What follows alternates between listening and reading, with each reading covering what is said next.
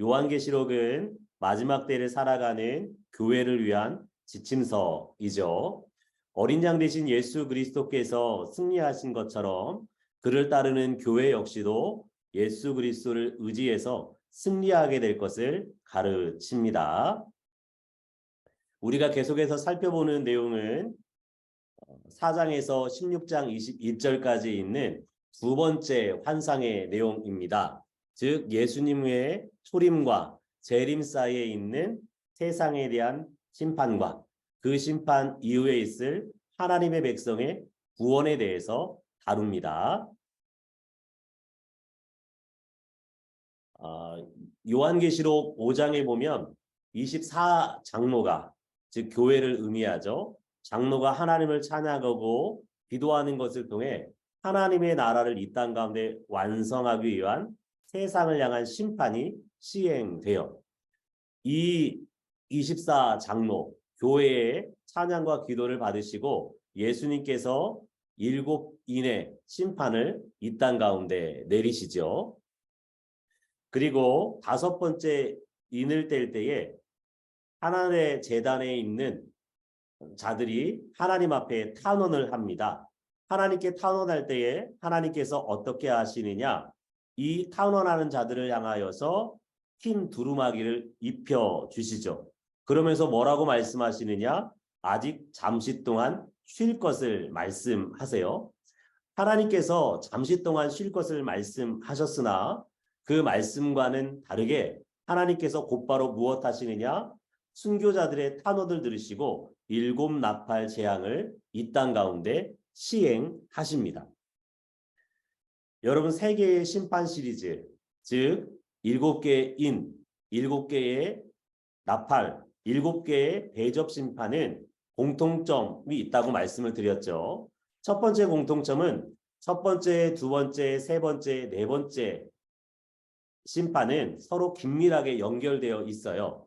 이것이 누구를 향한 무엇을 향한 심판이었습니까? 땅과 바다와 하늘과 같은 자연계를 향한 심판입니다. 그리고 5번째, 6번째, 7번째는 각각 독립적으로 사용되는데 우리가 살펴보게 될 7 나팔 재앙과 관련해서 5번째, 6번째는 누구를 향한 심판이냐? 사람을 향한 직접적인 심판으로 등장하게 됩니다. 이 세계의 심판 시리즈는 그의 강도와 범위가 점점 확대된다고 말씀을 드렸어요. 7인은 4분의 1을 향한 심판, 7 나팔은 3분의 1을 향한 심판, 7 대접 심판은 모든 것을 향한 심판이 이루어지게 되죠. 이 심판은 예수님의 초림부터 재림까지 점진적인 과정을 통해서 세상과 땅에 임하는 심판들을 의미합니다.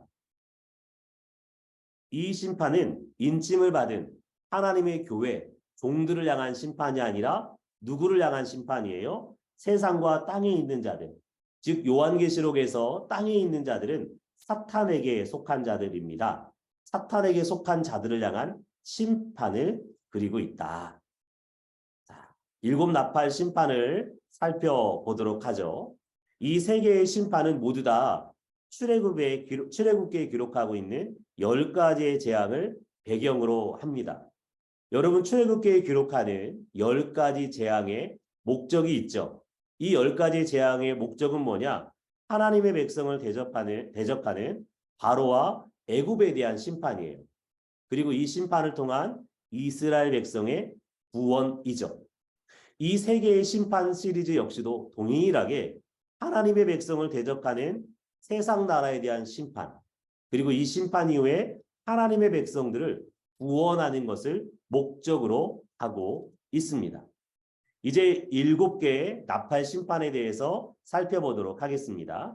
여러분 나팔이라고 하는 것은 구약 성경에서는 민수기 10장에 의하면 하나님께서 이스라엘 백성이 전쟁에 나아가서 이스라엘 백성들의 적들과 싸울 때에 나팔을 불면 하나님께서 적들은 심판하시고 하나님의 백성인 이스라엘을 구원하시는 도구로 나팔을 사용합니다.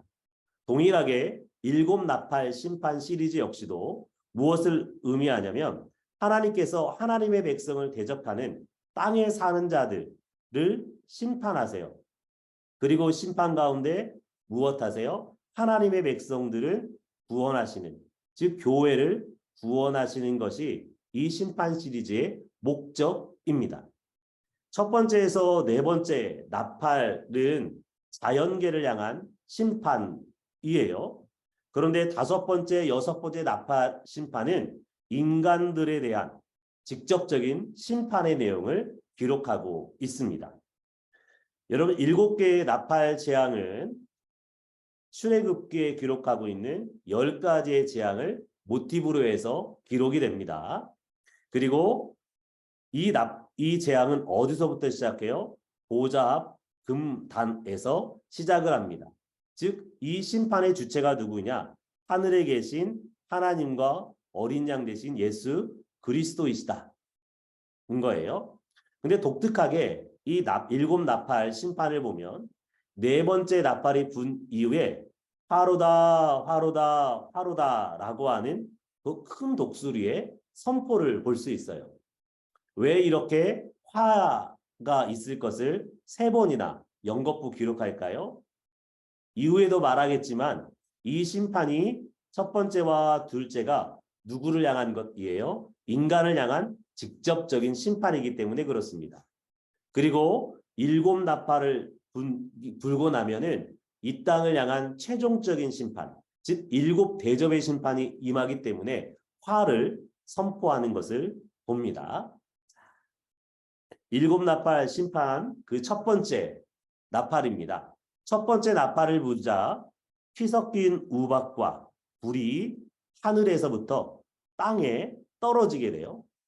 이 우박과 불로 인하여서 땅의 3분의 1과 수목의 3분의 1과 각종 푸른 풀들이 불에 타게 됩니다.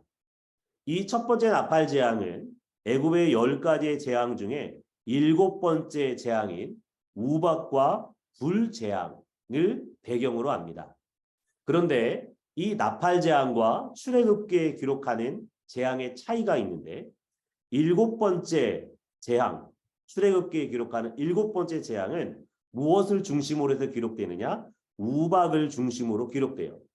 그래서 초목과 풀이 우박에 의해서 상하게 되고 사람과 짐승들도 피해를 입게 되죠.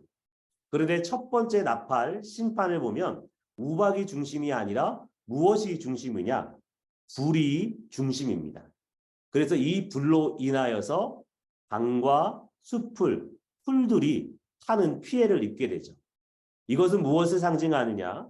대형 산불과 같은 것으로 인해서 이 땅이 심판을 받게 될, 피해를 입게 될 것을 의미해요.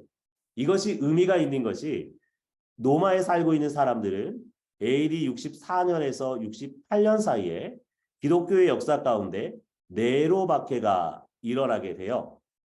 이 원인이 무엇이냐면 AD 64년에 로마에 있는 대화재가 원인이었습니다. 로마의 대화재로 인하여서 로마는 14개의 구역으로 나눠져 있었는데 그중에 9개에서 10개까지 구역이 완전히 불에 타서 사라지게 돼요.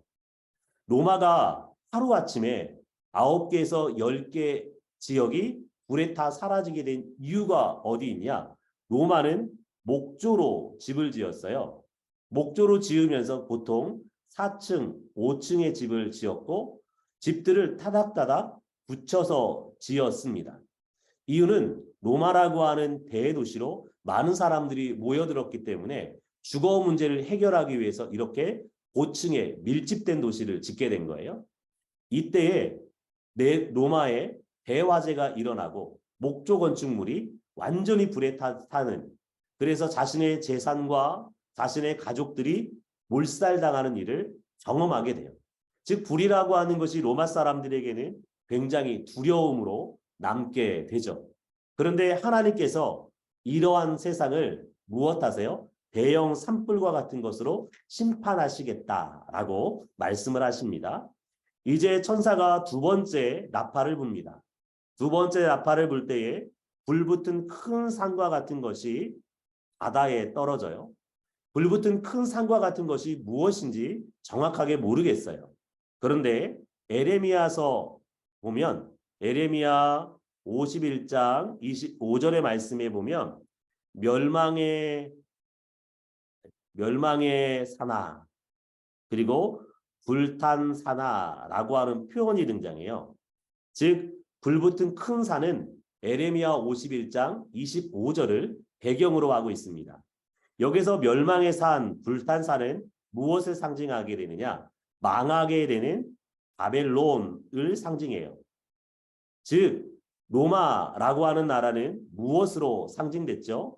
바로 바벨론으로 상징되는 도시가 로마 도시였죠. 즉 로마라고 하는 도시가 불붙은 큰 산과 같은 바벨론이 그렇게 멸망했듯이 멸망할 것을 설명하는 것 같습니다. 어찌됐든 불붙은 큰 산과 같은 것이 바다에 떨어져요.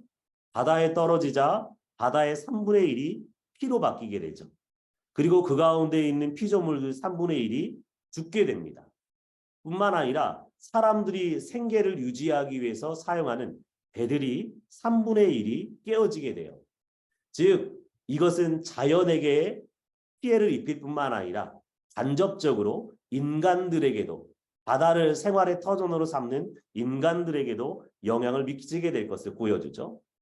이 두 번째 나팔 심판은 애굽의 10가지의 재앙 중에 첫 번째 피 재앙을 모티브로 합니다. 즉 바다가 오염되어서 많은 생물들이 멸종당하게 되죠. 여러분 지금도 마찬가지이죠. 바다에 미세 플라스틱이 흘러가는 것을 통해서 바다에 폐유, 기름이 흘러가는 것을 통해서 바다가 오염되어지고 바다 생물들이 멸종의 위기에 놓이게 되죠. 이것으로 인해서 사람들, 특별히 어부들이 생계에 큰 타격을 겪게 되는 것을 보게 됩니다. 자, 세 번째 나팔 심판입니다. 세 번째 나팔 심판, 나팔을 불자 횃불과 같이 타는 큰 별이 하늘에서 떨어져요. 하늘에서 횃불같이 타는 큰 별은 무엇을 의미할까? 아마도 하늘에서 떨어지는 운석이지 않을까 싶습니다. 이 운석이 무엇이라고 이야기하냐? 쓴쑥이라고 이야기합니다. 이 쓴쑥이라고 하는 단어는 압신소스라고 하는 고대 근동사회에서 가장 쓴 식물을 의미합니다. 즉, 큰 별, 운석이 하늘에서 강들과 여러 샘들에 떨어져서 그 샘들이 사람들이 먹을 수 없는 쓴 쑥과 같은 물로 바뀔 것을 의미해요. 이 운석이 떨어져서 강들의 3분의 1과 여러 물샘들에 떨어지게 되는데 이 결과로서 3분의 1의 물이 쓴쑥으로 변합니다. 그리고 많은 사람들이 이 물을 먹는 것으로 인해서 죽음을 겪게 되죠. 이 재앙은 애굽의 10가지의 재앙 중에 첫 번째 재앙, 즉 나일강의 피로 변한 재앙을 모티브로 합니다. 즉 물의 오염을 통해서 사람들이 어려움을 겪을 것을 이야기하는데요. 여러분 지금도 11억에서 15억이나 되는 많은 사람들이 안전한 식수를 제공받지 못하고 있습니다. 대표적인 예가 아프리카를 예를 들 수가 있죠. 또한 동남아시아나 남미에서도 많은 사람들이 안전한 식수를 제공받지 못하고 있어요. 제가 아프리카 에티오피아에서 잠깐 선교사로서 생활했던 경험이 있습니다. 여러분 아프리카 아이들에게 가정을 신방하면서 제가 무엇을 가지고 갔냐면 2리터짜리 생수병을 들고 아이들을 신방했어요. 2리터짜리 생수병을 들고 아이들을 신방하면 아이들이 이 생수병을 굉장히 신기하게 쳐다봅니다. 아이들에게 이것이 물이야 설명하면 아이들이 물이라고 받아들이지 않아요. 왜 그러냐? 이 아이들이 태어나서 지금까지 보았던 물의 색깔은 무엇이냐? 늘 흙탕물, 시커먼 색깔이었거든요. 그래서 투명한 색깔의 물을 전달해주면서 물이라고 이야기해도 믿지를 못하는 것이에요.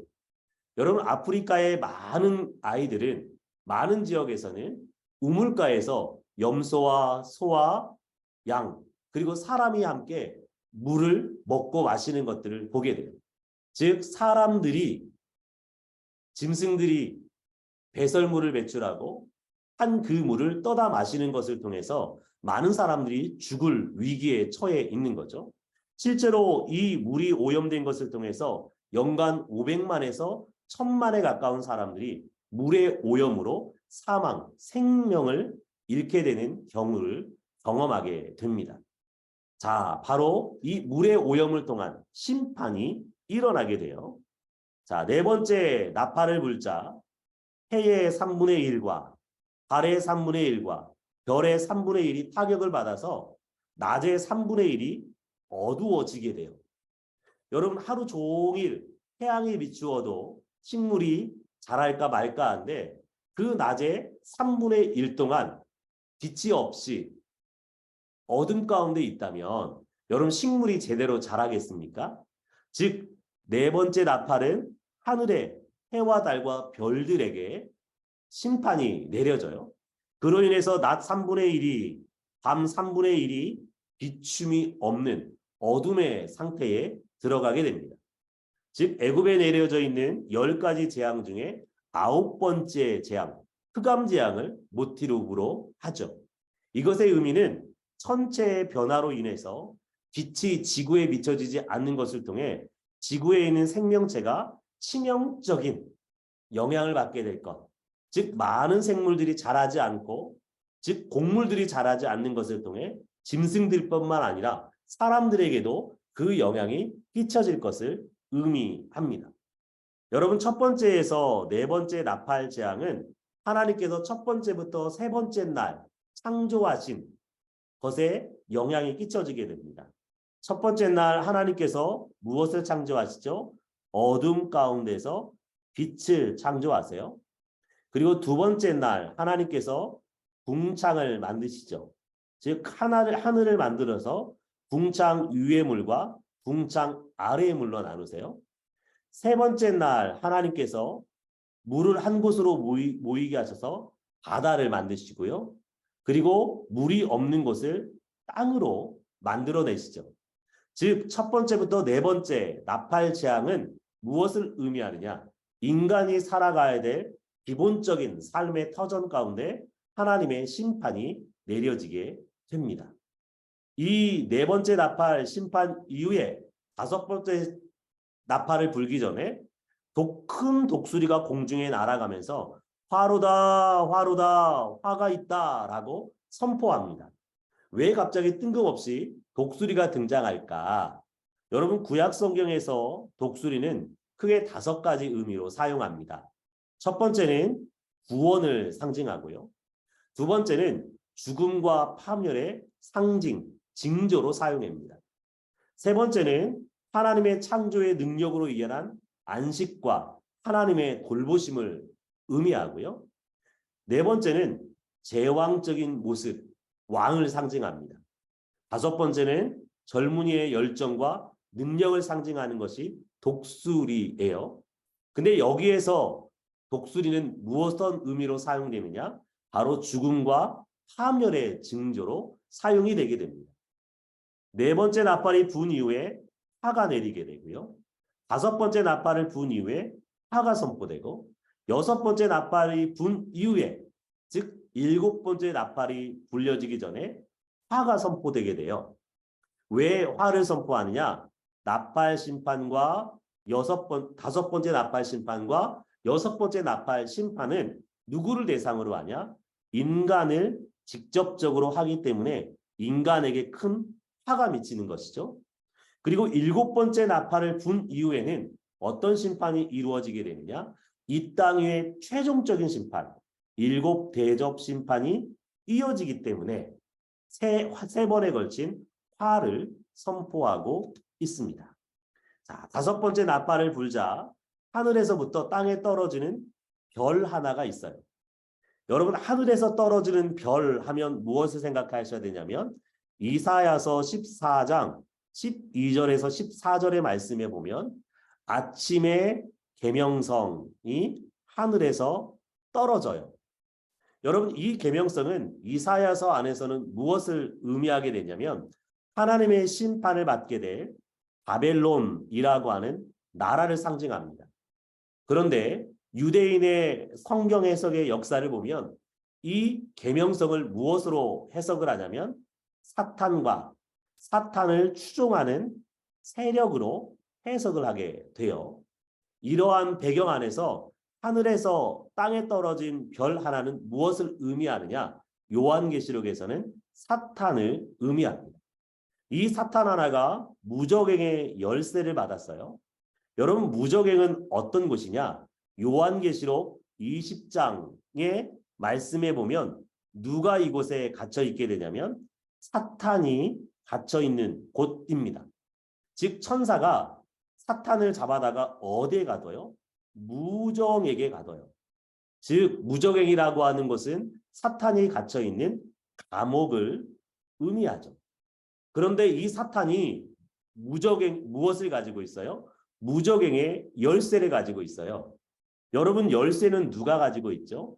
여러분, 집키는 누가 가지고 있습니까? 집키를 가지고 있는 사람은 집의 주인이에요. 즉 사탄이 무엇의 주인이에요? 무저갱이라고 하는 곳의 주인이라고 하는 것을 의미합니다. 그러니까 사탄은 두 가지 의미로 요한계시록에서 설명하는데, 무저갱이라고 하는 곳에 갇혀 있는 감옥으로서 무저갱을 이야기할 뿐만 아니라 또 하나는 사탄이 거하는 집으로서의 무저갱을 설명합니다. 사탄이 열쇠를 받아서 무엇을 여냐? 무저갱을 엽니다. 그 무저갱을 열 때에 황충이 무저갱으로부터 나와요. 이 황충은 무엇의 다른 이름이냐면 메뚜기의 다른 이름이에요. 이 메뚜기, 황충이 나와서 누구를 해야 하느냐? 이마에 하나님의 인침을 받지 않는 사람들. 요한계시록에서 이마에 인침을 받지 않는 사람들은 사탄에게 속해서 사탄을 추종하는 사람들, 즉 하나님의 백성이 아닌 자들, 즉 구원을 얻지 못하는 사람들, 하나님의 나라에 동참하지 못하는 사람들을 의미합니다. 사탄이 하나님의 인침을 받지 않는 사탄의 추종자들, 땅에 속한 사람들, 하나님의 백성이 아닌 자들, 구원받지 못한 사람들, 하나님의 나라에 동참하지 않는 자들을 무엇하냐? 5달 동안 해할 권세를 가져. 근데 왜 5달일까요?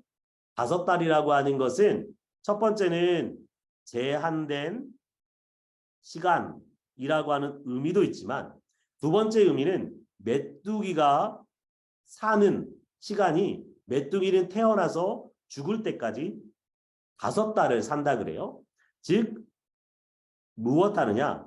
사탄이 처음부터 마지막까지, 사탄이 마지막 무저갱에 떨어질 때까지 무엇 하느냐? 입맞지 않는 사탄을 추종할 세력들을 해할 것을 의미합니다. 이것의 배경은 10가지 재앙 중에 8번째 메뚜기 재앙을 모티브로 하고요. 요엘서 1장과 2장에 기록하고 있는 메뚜기, 요엘서에서는 누구를 상징하느냐? 남유다를 심판하게 될 바벨론을 상징하는데, 여기에서는 하나님의 백성이 아닌 누구를요? 하나님의 백성이 아닌 자들을 심판할 사탄의 세력을 상징하는 것으로 등장합니다. 이 5번째 나팔 심판의 의미는 귀신에 의해서 인침을 받지 않는 자들이 괴로움을 당하게 될 것을 의미해요. 여러분, 5번째 나팔 심판의 메뚜기는 누구를 상징하느냐? 사탄의 부하, 즉 악령인 귀신들을 의미합니다. 무엇을 통해서 알 수 있냐면 자연계에서 나오는 메뚜기는 어디에서 올라오죠? 논이나 밭에서 올라오는 존재들이에요. 근데 여기에서 등장하는 메뚜기 황충은 어디에서 올라오죠? 무저갱에서 올라와요. 무저갱이 어떤 곳인데요? 옛 뱀, 마귀, 사탄이 던져진 곳이지요. 즉 사탄이 사는 곳에서 이 메뚜기가 올라온다고요. 여러분, 메뚜기는 땅의 풀이나 각종 수목을 먹지만 여기에 나오는 메뚜기는 무엇을 먹어요? 이마에 하나님의 인침을 받지 않는 사람들을 해하는 존재로 등장합니다. 또 자연계의 메뚜기에는 왕이 없어요. 그러나 여기에 등장하는 메뚜기는 왕들이 등장하죠. 즉 이 왕이 누구냐? 히브리어로는 아바돈, 파괴자라고 하는 뜻이에요. 헬라어로는 아볼루온, 역시 파괴자라고 하는 뜻입니다. 여러분 이 파괴자라고 하는 이름의 뜻은 누구를 지칭할 때 사용하느냐? 사탄을 지칭할 때 사용해요. 즉 사탄을 대장으로 하는 왕으로 하는 귀신들이 누구를 해요? 하나님의 백성이 아닌 인침을 받지 못한 자들을 해할 것을 의미합니다. 다섯 번째 심판이 주는 메시지는 무엇이냐? 귀신은 특징적으로 누구를 해요? 하나님의 백성들을 해하는 것이 아니라 요한계시록에 의하면 하나님의 백성이 아닌 사탄을 따르는 추종자들, 하나님의 백성이 아닌 자들을 괴롭게 하는 세력으로 등장합니다. 뿐만 아니라 이 귀신의 세력들 역시도 여러분 이 하늘에서 떨어진 사탄에게 무적행의 열쇠를 주시는 이가 누구세요? 하나님이시고 그 무적행의 열쇠를 하나님으로부터 사탄이 전달받아요. 즉 귀신의 세력, 사탄의 세력도 누구의 주권 아래 있다라고 하는 걸 보여주냐? 하나님의 주권 아래 있음을 설명합니다. 자, 이제 여섯 번째 나팔을 불자 어떤 일이 발생하게 되느냐? 흥강 유브라데에 결박되어진 4명의 천사가 놓이게 됩니다.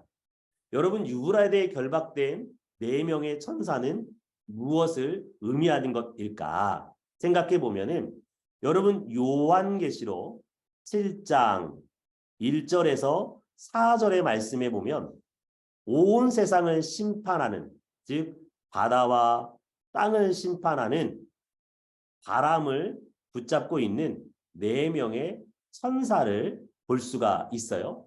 즉 이 4명의 천사도 이 세상을 심판하기 위해 준비하고 있는 자들이다라고 하는 것을 알 수가 있죠. 이 4천사가 놓이는 것을 통하여서 몇 명을 죽이기로 결정되어 있냐? 3분의 1을 죽이기로 준비된 자들이에요. 즉 연월시에 즉 하나님께서 정한 때에 마병대 약 2만만 2만만이라고 하는 것은 몇 명의 마병대를 의미하느냐? 약 2억 명의 마병대를 의미합니다. 여러분 로마 군대는 25개 군단 약 12만 5천 명으로 구성되어 있어요. 12만 5천 명의 로마의 군인뿐만 아니라 보조로 12만 5천 명이 구성되어 있었습니다. 즉 두 개를 합쳐봤자 몇 망이에요? 약 25만의 군대밖에 되지 않아요. 그런데 그것과 비교되지 않는 2억 명이 넘는 마병대, 비마부대가 전쟁을 일으킬 것을 이야기하죠. 현대 군인의 수가 약 전 세계적으로 2,000명입니다. 그런데 그것과 비교되지 않는 약 2억 명의 마병대가 전쟁을 일으킬 것을 이야기합니다. 무엇을 건너요? 큰 강 유브라데를 건너서요. 여러분 유브라데 강은 구약 성경 안에서 특별히 성경 안에서 또 역사 안에서 두 가지의 의미를 갖습니다. 하나님께서 아브라함에게 약속하신 땅이 있는데 그 약속하신 땅의 동쪽 경계선이 어디냐? 유브라데라고 하는 곳이에요. 이사야서 8장 7절의 말씀에 보면 북이스라엘을 심판하기 위해서 누가 건너오냐면 아수르 제국이 건너오게 되는데 이 아수르 제국이 무엇을 건너오는 것으로 묘사하냐면 이 유프라테스 강을 건너서 북이스라엘로 오는 것을 의미해요. 즉 유프라테스 강을 건넌다라고 하는 것은 하나님의 심판이 임한다라고 하는 의미예요. 두 번째는 로마 제국의 동쪽 경계선이 있어요. 로마는 유프라테스 강을 경계로 해서 유프라테스 동쪽에 파르티아라고 하는 나라, 지금의 이란이라고 하는 나라를 중심으로 한 파르티아 제국과 국경선을 맞이하고 있었어요. 근데 이 파르티아 제국의 중요한 특징이 무엇이냐? 파르티아 제국은 비마병으로 유명했습니다. 즉 말을 타고 활을 쏘는 부대로 유명했어요. 그래서 BC 53년과 AD 62년경에 로마가 이 파르티아 군대와 전쟁을 벌이다가 이 기마병 때문에 로마가 대패한 일이 발생하게 됩니다. 이 대패로 인하여서 로마가 어려운 지경에 떨어지게 되는데, 즉 이것은 무엇을 상징하냐? 외국 군대가 침공해서 전쟁을 벌일 것을 의미합니다. 근데 그 전쟁을 할 때에 말들의 입에서 불과 연기와 유황이 올라와요. 불과 연기, 유황은 무엇을 상징하느냐? 구약 성경에서 하나님께서 심판하실 때에 불과 연기와 유황이 흘러나오거든요. 즉 말을 통해서 무엇한다는 거예요? 심판이 임하게 될 것을 의미합니다. 그의 꼬리는 뱀과 같고 꼬리에 머리가 있대요. 즉 뱀과 같다라고 하는 것은 무엇을 의미하냐? 뱀은 무엇을 상징하죠? 요한계시록 안에서 사탄을 상징해요. 즉 이 말이 어떠한 권세를 가지고 전쟁을 벌이냐? 사탄의 권세, 즉 사탄적 권세를 가지고 전쟁을 벌일 것을 의미합니다. 이 전쟁의 대상이 누구냐? 사람이에요. 이 전쟁으로 인하여서 3분의 1이 죽게 됩니다. 애굽의 10가지의 재앙 중에 10번째 장자 재앙을 모티브로 하는데요. 즉 대량 살상 무기를 통해서 국제 전쟁으로 인하여서 많은 사람들이 죽게 될 것을 의미합니다. 이어서 7번째 나팔 심판 이후에 어떤 일이 벌어지느냐? 7번째 나팔이 아니고요. 첫 번째부터 6번째 나팔까지 사람들이 경험을 했어요. 그러면 사람들이 무엇하는 것이 맞아요? 이 심판 가운데 사람들이 회개하고 돌아오는 것이 맞죠. 그런데 어떤 일이 발생하느냐? 이 재앙에 죽지 않고 남은 사람들이 손으로 행한 일을 회개하지 않으며 오히려 여러 귀신과 보거나 듣거나 다니거나 하지 못하는 금은동과 목석의 우상 앞에 절해요. 또 그 살인과 복슬과 음행과 도둑질을 회개하지 않습니다. 무엇을 의미하느냐? 인간의 죄악이 하나님의 심판을 경험하나 이들이 얼마나 죄악이 심각한지를 보여주어요. 두 번째는 하나님께서 이들을 심판해야 될 정당성을 부여하시죠.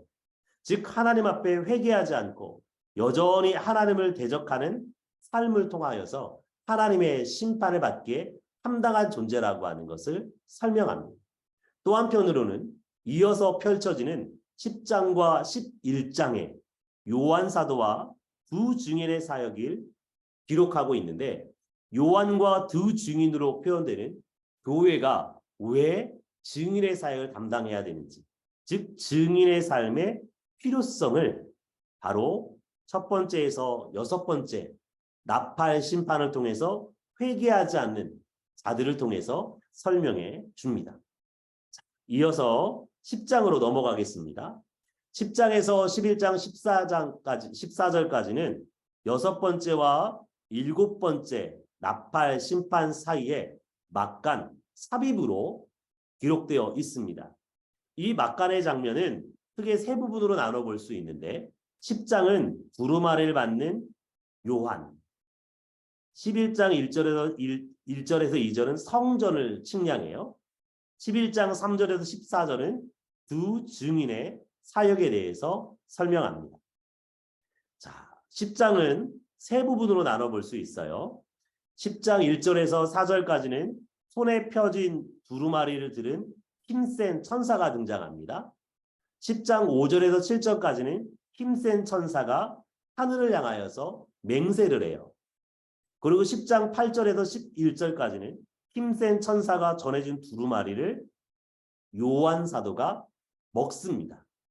자, 손에 펴진 두루마리를 들고 있는 힘센 천사. 여러분 요한계시록 안에 보면은 이 힘센 천사에 대해서 기록하는 말씀이 3번 등장해요.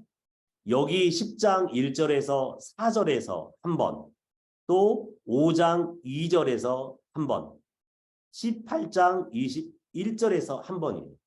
모두 다 똑같은 힘센 천사 한 명을 의미하는 것이 아니라 다른 천사, 다른 힘센 천사라고 이야기하는 걸 보니 아마도 3명의 힘센 천사가 있었던 것 같고요. 이들은 하나님을 대신해서 하나님의 일을 수행하는 자들로 요한계시록에 등장합니다. 여러분, 이 힘센 천사의 출처가 어디냐? 하늘에서 내려와요. 하늘은 누가 계신 곳이에요?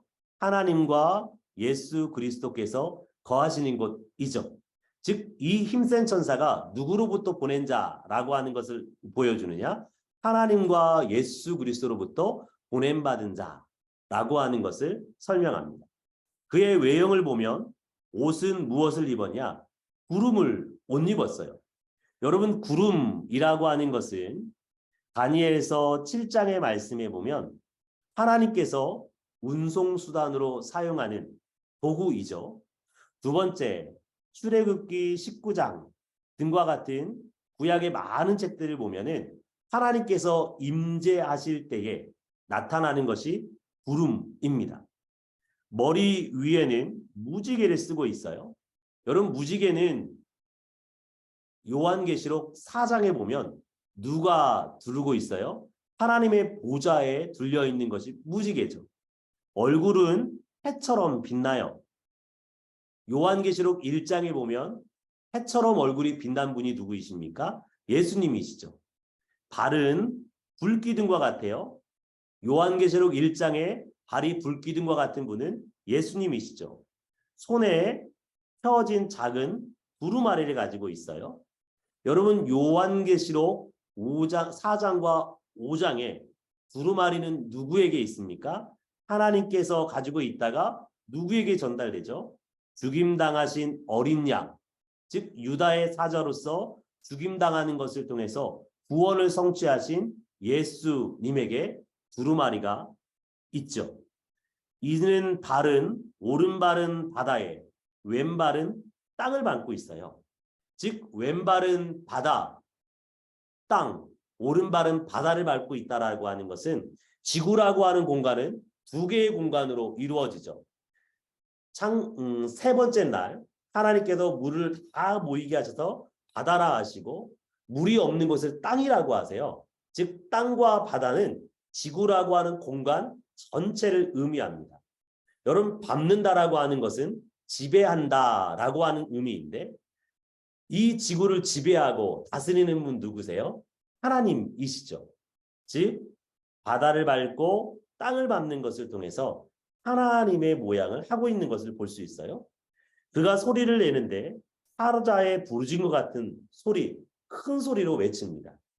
여러분, 구약 성경에서 하나님의 음성을 묘사할 때에 사자의 음성과 같다라고 하는 표현을 해요. 즉 여기에 등장하는 힘센 천사는 누구를 닮은 자예요? 하나님과 예수 그리스도를 닮은 자로 하나님과 예수 그리스도를 보냄받아서 무엇을 수행하는 자일까요? 하나님과 예수 그리스도의 일을 수행하는 천사라고 하는 것을 볼 수 있습니다.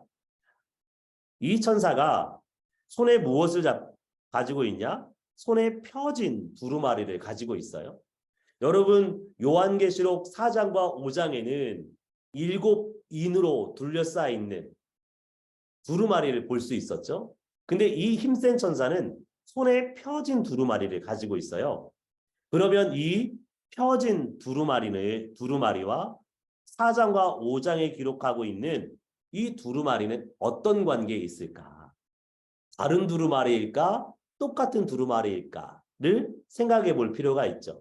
결론적으로 이야기하면 5장에 기록하고 있는 하나님의 손에 있는 두루마리, 그리고 예수께서 전달받은 두루마리와 10장에 기록하고 있는 작은 두루마리는 어떤 것이냐? 동일한 것이에요. 여기에서 작은 두루마리라고 이야기하고 있는데 이 작은 두루마리는 무엇을 이야기하느냐? 헬라어로 두루마리를 칭하는 단어의 축약형, 압축형이에요. 그래서 성경에는 작은 두루마리라고 번역을 해놨는데 이러한 번역은 별로 온당한 번역은 아닌 것 같아요. 오히려 그냥 두루마리로 번역하는 것이 더 낫지 않나 라고 하는 생각이 듭니다. 자, 5장에서는 무엇을 모티브로 하냐? 5장과 10장은 에스겔서 2장과 3장을 모티브로 한다라고 말씀을 드렸어요.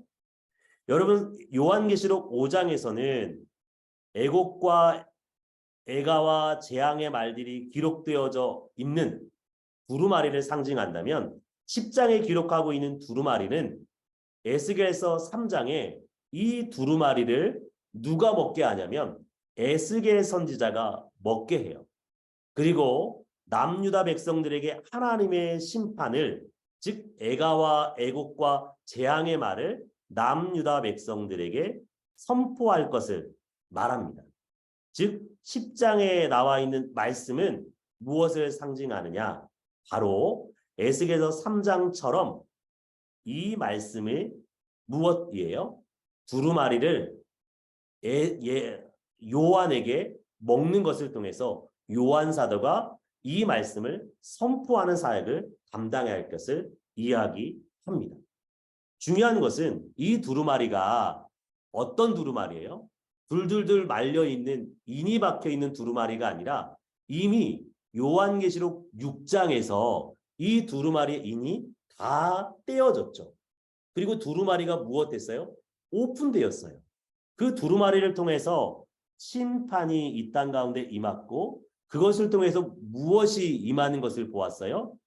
하나님의 나라가 이 땅 가운데 도래하는 것을 보았습니다. 즉 두루마리, 펴진 두루마리는 무엇을 상징하느냐? 하나님의 심판과 그것으로 인한 하나님의 나라가 도래할 것이라고 하는 내용이에요.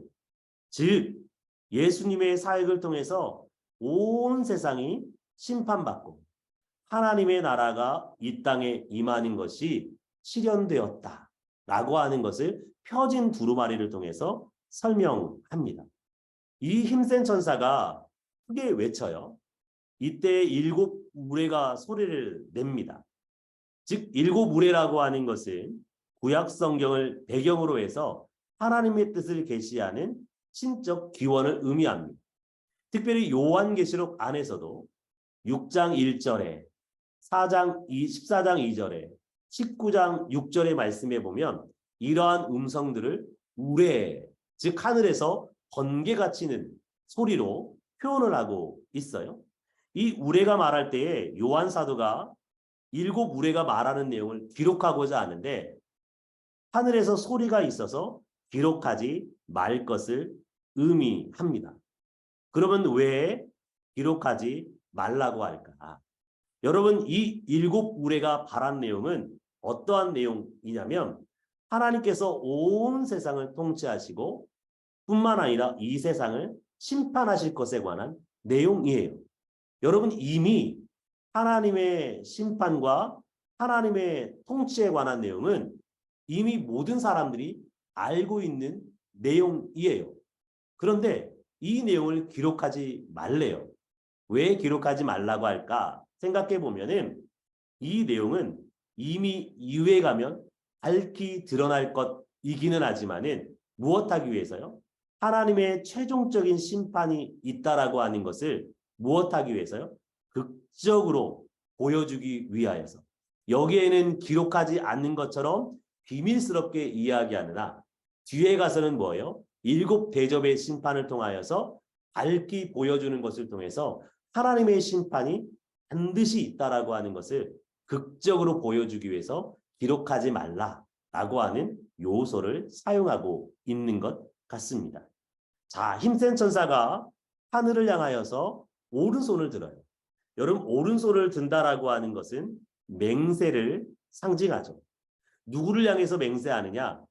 세세토록 살아계시니 즉 하늘과 땅과 바다와 그 가운데 있는 모든 만물을 창조하신 분을 향하여서 맹세를 합니다. 즉 힘센 천사는 하늘과 땅과 바다의 창조자 대신 하나님의 뜻이 무엇할 것을 맹세하는 거예요. 반드시 이 땅 가운데 성취되어질 것을 맹세하는데 하나님께서 지체하지 아니하신다. 일곱째 천사가 소리내는 날 즉 일곱째 천사가 나팔을 불 때에 하나님이 그의 종 선지자에게 전한 복음과 같이 하나님의 비밀이 이루어지리라. 여러분, 일곱째 천사가 나팔을 불 때 11장 15절에서 18절까지 일곱째 천사가 나팔을 불어요. 근데 이 나팔을 불 때에 어떤 일이 벌어지느냐? 찬양을 불러요. 하늘에서. 이 찬양의 내용이 무엇이냐? 하나님께서 온 세상을 심판하시고, 여러분이 다 예상하는 것처럼 반복적이에요.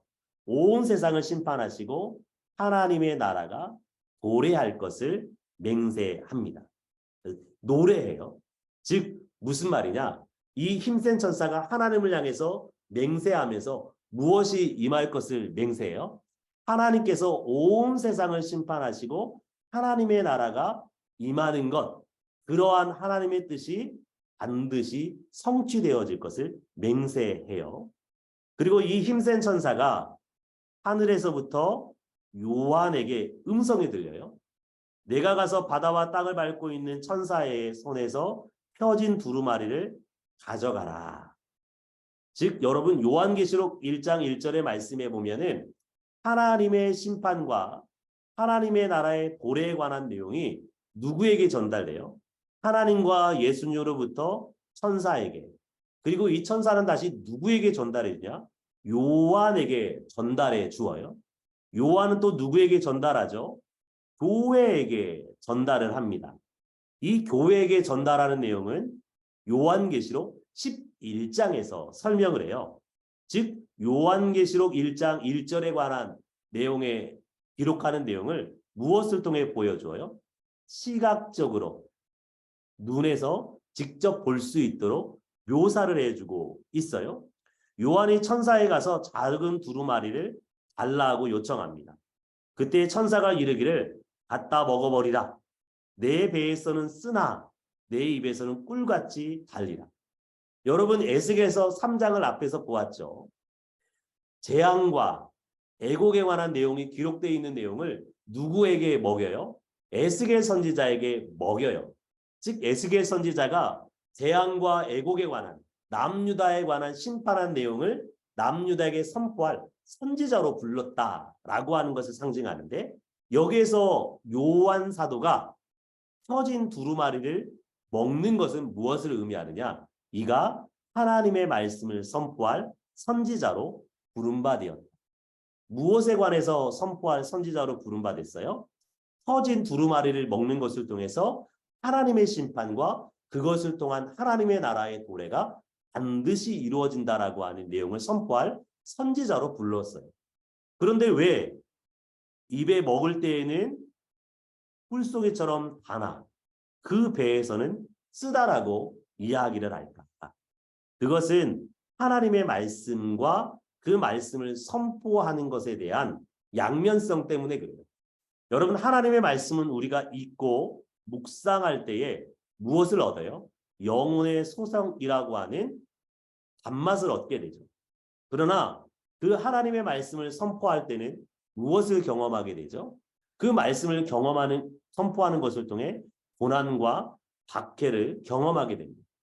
여러분, 이것의 대표적인 예가 에스겔 선지자예요. 에스겔 선지자는 하나님의 말씀을 천사로부터 받아먹을 때에 꿀송이처럼 달았다고 이야기해요. 그러나 그가 이 말씀을 선포할 때는 어떤 일을 겪게 되냐? 남유다 백성들로 인하여서 다양한 박해를 경험하게 됩니다. 즉 하나님의 말씀이 꿀송이처럼 달고, 즉 그에 비해서는 쓰다라고 하는 표현은 하나님의 말씀이 주는 유익으로 인해서 단 것이 있지만 그것을 선포하는 자가 겪어야 될 고난, 고통의 시간들을 상징합니다.